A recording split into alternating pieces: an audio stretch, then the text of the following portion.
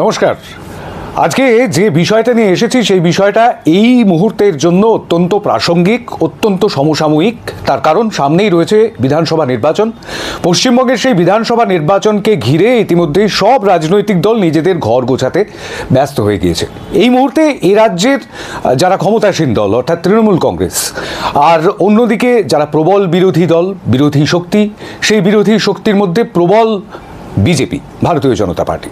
তো ভারতীয় জনতা পার্টির তরফে যারা কেন্দ্রীয় নেতৃত্ব, নরেন্দ্র মোদী থেকে স্বরাষ্ট্রমন্ত্রী অমিত শাহ, তারা আসছেন বঙ্গে, এবং জেপি নাড্ডা আবার আসছেন মোদী এই জানুয়ারিতেই। তো এই যে সফর তাদের চালু রয়েছে, তারা একটা টার্গেট বেঁধে দিয়েছেন। পশ্চিমবঙ্গে যারা বিজেপি নেতৃত্ব তাদেরকে টার্গেট বেঁধে দেওয়া হয়েছে 2/3। কেন্দ্রীয় স্বরাষ্ট্রমন্ত্রী তথা বরিষ্ঠ বিজেপি নেতা অমিত শাহ সেরকমটাই বলেছেন, 2/3 আসন নিয়ে তারা ক্ষমতায় আসবেন। ওদিকে রাজ্যের বিরোধী দলনেতা শুভেন্দু অধিকারী গতকাল মালদার চাঁচল থেকে তিনি বললেন যে 220 সিট তারা পাবেন, 220 আসন তারা পাবেন। তো এদিকে যেমন টার্গেট দেওয়া হচ্ছে, ওদিকেও টার্গেট দেওয়া হচ্ছে।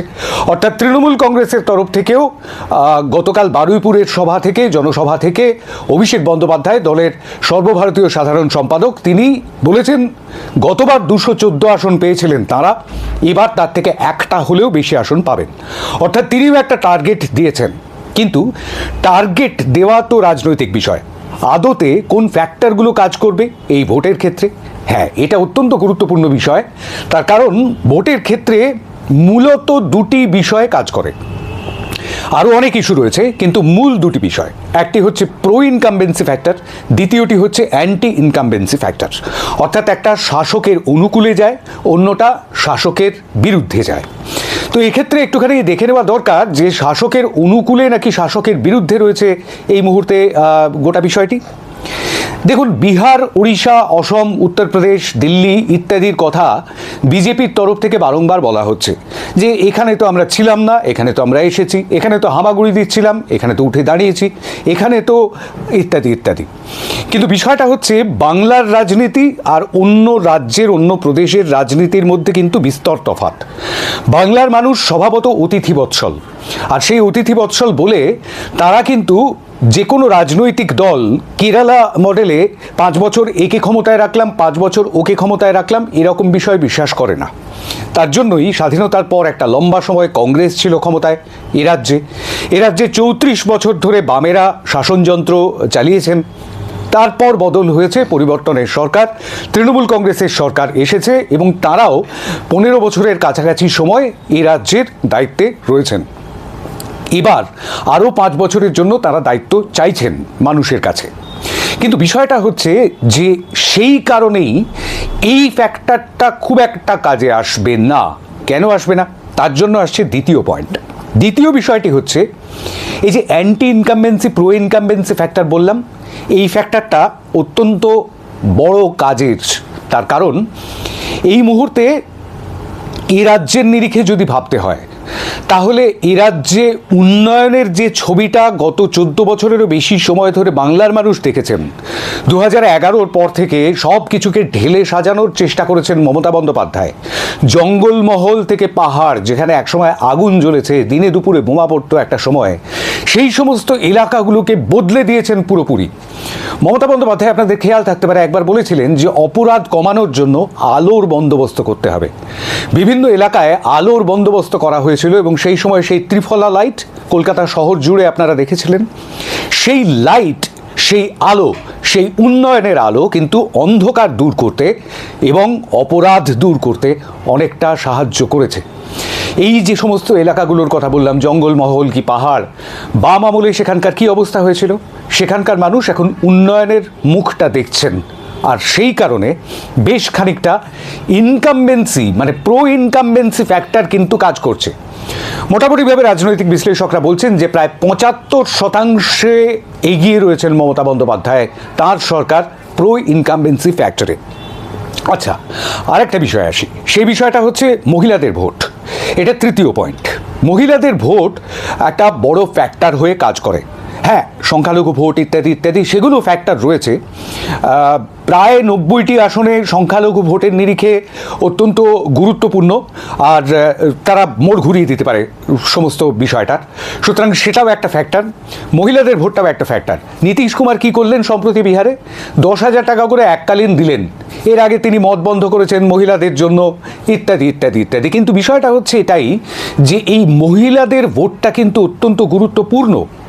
রাজনৈতিক দিক থেকে দেখতে গেলে, উন্নয়নের দিক থেকে দেখতে গেলে একরকম, রাজনৈতিক দিক থেকে দেখতে গেলে যে সমস্ত প্রকল্পগুলি মমতা বন্দ্যোপাধ্যায় আসার পর চালু হয়েছে, তার মধ্যে লক্ষ্মীর ভাণ্ডার রয়েছে, তার মধ্যে কন্যাশ্রী রয়েছে যার আন্তর্জাতিক স্বীকৃতি পেয়েছে, তার মধ্যে অবশ্যই রয়েছে রূপশ্রী প্রকল্প, যেখানে মেয়েদের বিয়ে দেওয়ার জন্য টাকা দেওয়া হচ্ছে সরকারের তরফ থেকে, সাইকেল দেওয়া থেকে শুরু করে তাদের drop out, school drop out অনেক কমানো গিয়েছে কন্যাশ্রী প্রকল্পের ক্ষেত্রে, স্কুল ছুটের সংখ্যা অনেকটা কমানো গিয়েছে।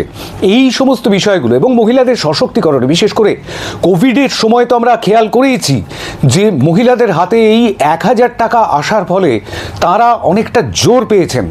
হ্যাঁ, স্বাস্থ্য পরিষেবার ক্ষেত্রে বা অন্যান্য ক্ষেত্রেও কিন্তু মহিলাদের অগ্রাধিকার। স্বাস্থ্যসাথী, আপনারা জানেন যে মহিলাদেরকেই, বাড়ির যিনি সবচেয়ে বড় মহিলা তার নামেই কিন্তু কার্ডটা হয়। সুতরাং এই মহিলাদের জন্য, মহিলাদের সশক্তিকরণ যা কেন্দ্রের সরকার বলে, বা আমরা বাংলায় বলবো ক্ষমতায়ন, সেই ক্ষমতায়নের দিকে নজর দেওয়া হয়েছে বর্তমান তৃণমূল সরকারের আমলে। সেটা একটা বড় ফ্যাক্টর। আর একটা বড় ফ্যাক্টর হচ্ছে সংগঠন। একটা রাজনৈতিক দল টিকে থাকে এবং লড়াই করে এবং জয়লাভ করে সংগঠনের জন্য। শক্তপোক্ত সংগঠন বিজেপি অনেক জায়গায় করতে পেরেছে, এরকমটাই দাবি করা হয়েছে তাদের তরফ থেকে। কিন্তু সেই সংগঠনের থেকেও অনেক শক্তিশালী সংগঠন তৈরি করেছে তৃণমূল কংগ্রেস। এই নির্বাচনের আগে জেলা সফর শুরু করেছেন তৃণমূল সুপ্রিমো তথা রাজ্যের মুখ্যমন্ত্রী মমতা বন্দ্যোপাধ্যায়। জেলা সফর শুরু করেছেন অভিষেক বন্দ্যোপাধ্যায়, দলের কাণ্ডারি, দলের সেনাপতি বলা যেতে পারে। এইগুলো কিন্তু সংগঠনকে আরও বেশি শক্তপোক্ত করতে কাজে লাগবে। এই ফ্যাক্টরগুলোর সঙ্গে সঙ্গে আর একটা ফ্যাক্টরের কথা বলবো, সেটা হচ্ছে কেন্দ্রের বিরোধিতা। এক, এসআইআর ইস্যুতে যে নাজেহাল হচ্ছেন মানুষ, হয়রান হচ্ছেন মানুষ, কেন্দ্রের দিকে তার তীর নিক্ষেপ ক্রমাগত চলছে। 2, উন্নয়নের ক্ষেত্রে টাকা আটকে রাখা, অর্থাৎ কেন্দ্রের বঞ্চনার ইস্যুটি রয়েছে অবশ্য করেই। আর 3 হচ্ছে, হ্যাঁ অবশ্যই 100 দিনের কাজের প্রকল্পের কথা তো অবশ্যই আসবে, এবং আরও অনেক ইস্যুতে। আর 3 নম্বর ইস্যুতে কেন্দ্রের বিজেপি সরকারের দিকে আঙুল ওঠে দুর্নীতির কথা বারংবার বলা হয়েছে। সেই দুর্নীতিগুলো বেশিরভাগ ক্ষেত্রে প্রমাণ করা যায়নি, এবং সেই বিষয়টাও কিন্তু কেন্দ্রের বিরুদ্ধে যাবে, কেন্দ্রীয় এজেন্সিগুলোর বিরুদ্ধে যাবে, সিবিআইয়ের বিরুদ্ধে যাবে, ইডির বিরুদ্ধে যাবে। এবং এখন তো তৃণমূল কংগ্রেসের তরফ থেকে কেন্দ্রীয় নির্বাচন কমিশনের দিকেও অঙ্গুলি নির্দেশ করা হচ্ছে, নিশানা করা হচ্ছে।